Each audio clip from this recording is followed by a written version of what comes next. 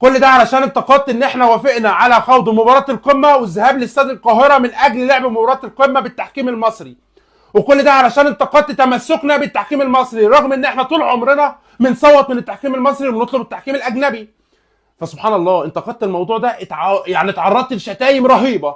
شتايم رهيبة سبحان الله من الزملكاوية. ليه؟ علشان بطلب بتحكيم اجنبي ورافض التحكيم المصري. وان احنا ازاي من 3 4 ايام عاملين مؤتمر صحفي مخصوص من صحفي من التحكيم المصري. وسبحان الله صدفه وتصادف في نفس يعني بعد 3 ايام نقابل النادي الاهلي ونصمم بالتحكيم المصري ونتمسك بالتحكيم المصري ونرفض التحكيم الاجنبي. ولما قلت ان ممدوح عباس طلع قبلها ب3 ايام بيقول لهنا ابو ريده رئيس اتحاد الكوره انت محسوب على نادي الزمالك يبقى الموضوع في إلنا.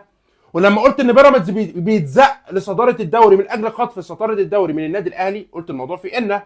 ولما حكام دوليين مصريين بتوقفوا بعد ماتش الزمالك 5 6 حكام يبقى الموضوع في إلنا. هل الاهلي مطلوب منه بعد كل ده يشارك في المسرحيه دي؟ طبعا لا. لما طلعت قلت انها مسرحيه زعلتوا مني. طب تمام ماشي زي الفل. هل انت شايف ان المفروض الاهلي بعد ما في لائحه واضحه ما بين الاهلي ورابطه الانديه بتقول ان ماتش الزمالك والاهلي بتحكيم اجنبي والاتفاق من اول الموسم على كده والاهلي تحمل بل تكفل ماديا التحكيم الاجنبي في ماتشه في الدور الاول قدام الزمالك علشان ده المفروض ان هو كان ماتش الاهلي؟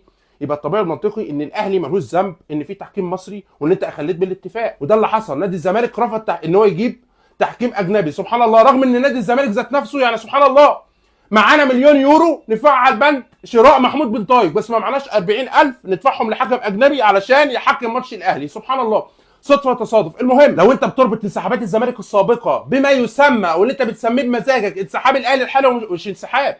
اللي عمله الاهلي ده مش انسحاب. ليه؟ انسحاباتك السابقه انا انسحاباتي مثلا دلوقتي في 2020 انسحبت قدام الاهلي علشان لعبت فكسبت السوبر المصري من النادي الاهلي فعلشان انا متفوق نفسيا ومعنويا وعندي ماتش بعد 8 ايام قدام الترجي التونسي حابب اقابل الترجي بمعنويات مرتفعه ما رضيتش العب مع الاهلي تاني علشان ما اخسرش فادخل بمعنويات منخفضه قدام الترجي.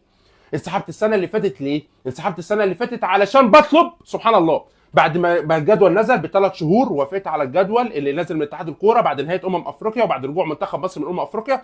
سبحان الله لعبت ماتشين 3 وانا اول حد شارك اساسا في الجدول عادي جدا.